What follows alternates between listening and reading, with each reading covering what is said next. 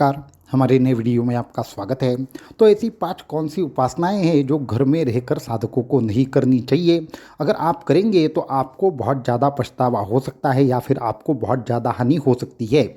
तो ऐसी 5 उपासनाओं से साधकों को बचना चाहिए। इनके बारे में अगर आप जानना चाहते हैं तो इस वीडियो को एंड तक देखना ना भूलें। साथ में ही हमारे चैनल को सब्सक्राइब करना, वीडियो को लाइक करना और ज़्यादा से ज़्यादा लोगों तक इन्हें पहुँचाना ना भूलें। तो वीडियो को शुरू करते हैं। तो बहुत सारे साधक तंत्र मार्ग के पीछे लगे रहते हैं। उनको चाहिए होता है कि बहुत बड़ी बड़ी और सिद्ध उपासनाएं अपने घर पर करें। इसमें गृहस्थ साधक आते हैं, कुछ ब्रह्मचारी साधक आते हैं और कुछ सांसारिक साधक आते हैं और कुछ साधुगण भी आते हैं कि जिनमें तंत्र मार्ग को लेकर काफ़ी ज़्यादा आकर्षण रहता है। परंतु हर साधना गृहस्थ के लिए नहीं होती, हर साधना घर पर रहने के बाद नहीं की जा सकती। इसके लिए ये पता होना चाहिए कि हमें कौन सी साधना हम घर पे कर सकते हैं और कौन सी नहीं कर सकते।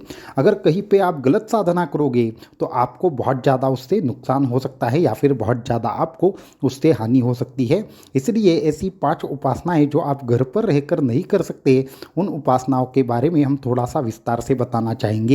आए दिन हम ऐसे बहुत सारे साधकों से मिलते हैं जो गलत गलत साधना करते हैं और उनके गृहस्थ जीवन में कहीं ना कहीं पे उसके दुष्प्रभाव दिखने शुरू हो जाते हैं। जैसे कि आर्थिक उनका कहीं ना कहीं पे हानि होना, उनके बच्चों के ठीक से परवरिश ना कर पाना, घर में बहुत ज़्यादा झगड़े होना, ऐसे अनेकों चीज़ें उनके साथ होती रहती है परंतु उनको किसी कारण का पता नहीं चलता। और उन सभी चीज़ों के पीछे कभी कभी ऐसा होता है कि गलत प्रकार से की हुई साधना उनके कहीं न कहीं पे उनका नुकसान करके चली जाती है। लेकिन कभी उपासना मार्ग में कोई भी त्रुटि नहीं रहती, अपितु त्रुटि रहती है साधक में। साधक ने अगर ठीक से सभी नियम नहीं फॉलो किए तो कहीं न कहीं पे उनको ये सारे परिणाम भुगतने पड़ते हैं। तो ऐसी सभी साधनाओं के बारे में हम इस वीडियो में बताना चाहेंगे। तो सबसे पहले नंबर पर आती है जो साधना घर पर रहकर नहीं करनी चाहिए, उसमें सबसे पहली है यक्षिणी साधना। तो यक्षिणी साधना के बारे में आप सभी लोग जानते हैं कि यक्षिणी साधना करने वाले साधकों की संख्या आज के समय में बहुत ज़्यादा है। हर कोई साधक यक्षिणी साधना करता है। हर यक्षिणी घर पर सिद्ध नहीं होती, अपितु अगर कभी गलती से आपको यक्षिणी सिद्ध भी हो गई तो उसके जो परिणाम रहेंगे बड़े भयंकर रहेंगे, हम कहना चाहेंगे। इसलिए जो भी साधक यक्षिणी साधना करने वाले हैं उसमें से कौन सी यक्षिणी साधना घर पर रहकर की जा सकती है और कौन सी नहीं की जा सकती, ये आपको पता होना चाहिए। हम ऐसे साधकों को जानते हैं जिनकी यक्षिणी प्रसन्न तो हो गई परंतु उनको आगे के नियम फॉलो करना मुमकिन ना हो पाया और कहीं ना कहीं पे वो पागल हो गए। आज भी ऐसे में हम साधकों को पर्सनली जानते हैं जो अभी भी अपना जो इलाज है वो विविध प्रकार से कराने का प्रयास करते हैं परंतु उनकी जो प्रॉब्लम है वो ठीक नहीं हो पाती। इस विषय में ज़्यादा ना जाते हुए मैं बस यही कहना चाहूँगा कि यक्षिणी साधना है वो अत्यंत भयंकर साधना है। अगर वो गलती से आपको गलत दिशा में ले गई तो आप वापस से सही राह पर नहीं आओगे, यहाँ तक कि मृत्यु भी हो सकती है। इतना ज़बरदस्त तरीके का वो परिणाम करने वाली साधना है। इसलिए ये सभी प्रकार की यक्षिणी साधना घर पर करना संभव नहीं है। उसके जो नियम है वो गृहस्थ को जो पॉसिबल ही नहीं है, ऐसे नियम हैं। इसलिए यक्षिणी साधना करने से बचे और करनी भी है तो कौन सी यक्षिणी साधना हम घर पे रहकर कर सकते हैं ये आप पता करें।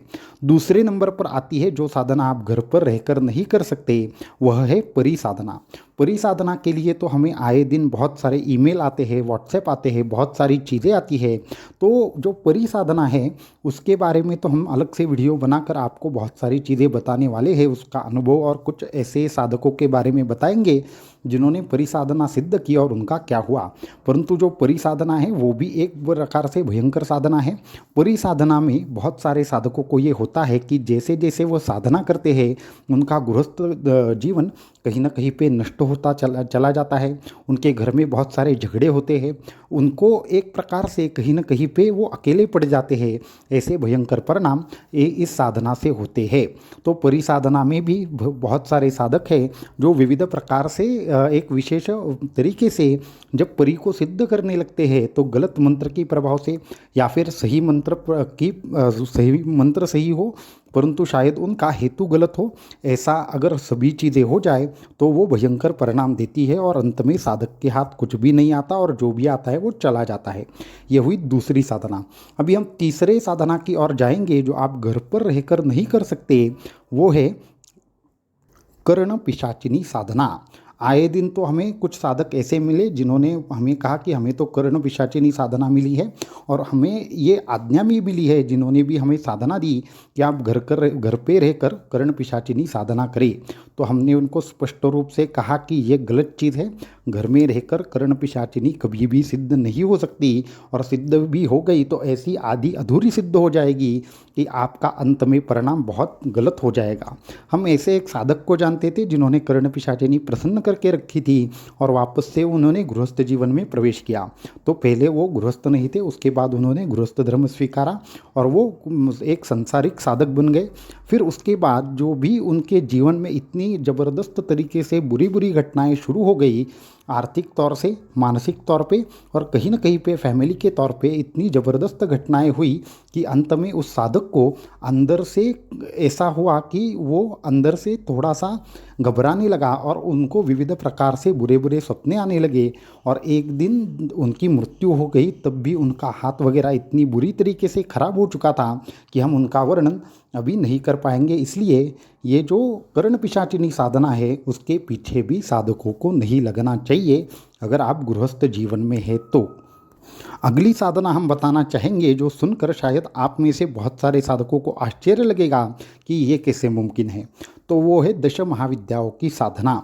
तो दश महाविद्याओं की भी साधना सभी प्रकार की घर में रहकर करना मुमकिन नहीं है। मैं बार बार कहता हूँ, बहुत सारे साधक होते हैं, गुरुजी हमें दश महाविद्याओं की साधना दीजिए, बगलामुखी की साधना दीजिए, तारा माता की साधना दीजिए, परंतु जब तक आपको एक विशेष प्रकार की एक स्थिति प्राप्त ना हो तो घर में रहकर ये साधना नहीं करनी चाहिए। इसमें भी दो प्रकार होते हैं, एक होती है तंत्रोक्त साधना और दूसरी है भक्ति युक्त साधना। तो भक्ति युक्त दश महाविद्याओं की अगर आप सौम्य साधना करें तो आप घर पे रहकर कर सकते हैं, परंतु अगर आपने कहीं तामसी और तीव्र साधनाएं जो दश महाविद्याओं में आती है वो घर पर करना शुरू कर दिया तो घर में कहीं ना कहीं पे आपके विविध प्रकार के रोगों का संचार हो जाता है। कहीं ना कहीं पे आपको एक पारिवारिक जीवन से आपका मन भ्रष्ट हो जाता है और आप गलत दिशा में जा सकते हैं।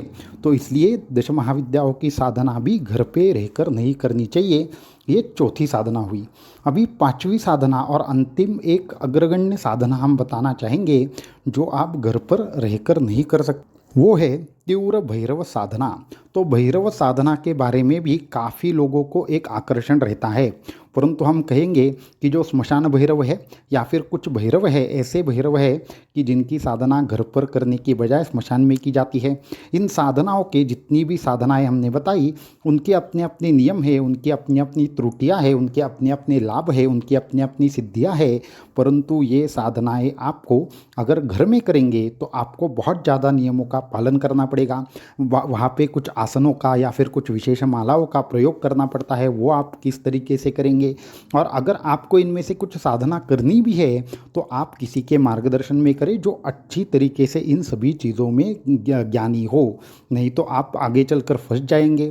आपको लगेगा कोई तंत्र प्रयोग कर रहा है, कोई तंत्र प्रयोग करने की आवश्यकता नहीं है। ये साधनाएं घर पे करेंगे, गलत तरीके से करेंगे, गलत तरीके से मंत्र उच्चारण करेंगे तो शायद ये साधना आपकी सिद्ध ना हो, परंतु उसके जगह पे आपको जो खामियाजा भुगतना पड़ सकता है वो बड़ा भयंकर हो सकता है। इसलिए सभी साधक ऐसी साधनाओं से बचे जो घर पर नहीं की जा सकती, इसलिए मार्गदर्शन की आवश्यकता रहती है। तंत्र साधना जितनी सरल है उतनी ही जटिल भी है, ये आपको हम कहना चाहेंगे, सभी साधकों को आगाह करना चाहेंगे। और हम अंत में ये भी कहना चाहेंगे कि जो साधक बिना गुरु की आज्ञा के या फिर बिना किसी संरक्षण के तंत्र मंत्र के संबंध में मार्गदर्शन करते हैं, हम आपकी पीड़ा निवारण कर देते हैं, हम आपका पिशाच जो है उसको नष्ट कर देंगे, हम आपकी जो करनी है या फिर भानामती जो भी तंत्र प्रयोग हो उसको नष्ट कर देते हैं। उन साधकों को हम आगाह करना चाहेंगे, अगर आप गुरु की आज्ञा के बिना या फिर आप मन से ही कुछ कर रहे हैं तो आप खुद का प्रोटेक्शन जरूर करें। अगर बिना प्रोटेक्शन के ये सारी चीज़ें करेंगे और आपको कुछ हानि हो गई तो वो जिम्मेदारी गुरु कभी भी नहीं लेंगे, अपितु आपको ये सारी चीज़ें करने से पहले 10 बार सोचना चाहिए क्या उतनी साधना हमारी हुई है क्या, नहीं तो घर में जो आफतें आएंगी उसके लिए आप स्वयं जिम्मेदार होंगे। ऐसे हमारे पास कई साधक आते हैं, बाद में हम उनको स्पष्ट रूप से कहते हैं ये सारी चीज़ें बंद करो, नहीं तो हम भी आपको कुछ भी मार्गदर्शन नहीं कर पाएंगे। क्योंकि लोगों के दुख दूर करना ये अच्छी बात है, परंतु उसका किस तरीके से करना है, आपने कितना अभ्यास किया है, आप कितनी प्रकार से वहाँ पे सिद्धि आपने प्राप्त की है, ये सभी चीज़ें अत्यंत महत्वपूर्ण है। और सबसे महत्वपूर्ण है गुरु की आज्ञा। गुरु आज्ञा के बिना ऐसी चीज़ें ना करें। ये हम आपको अच्छे के लिए कह रहे हैं, कुछ भी इसमें ऐसा नहीं है कि आपको डराया जा रहा है, अपितु हम आपको आगाह करना चाहते हैं, आने वाले नुकसान से आपको बचाना चाहते हैं। तो आज के इस वीडियो में इतना ही। आपको अगर कुछ शंका हो, कुछ आपके भी मन में प्रश्न हो, तो नीचे डिस्क्रिप्शन में दिए हुए व्हाट्सएप के नंबर के ऊपर आप अपनी समस्या पूछ सकते हैं। अवधूत चिंतन श्री गुरुदेव दत्त।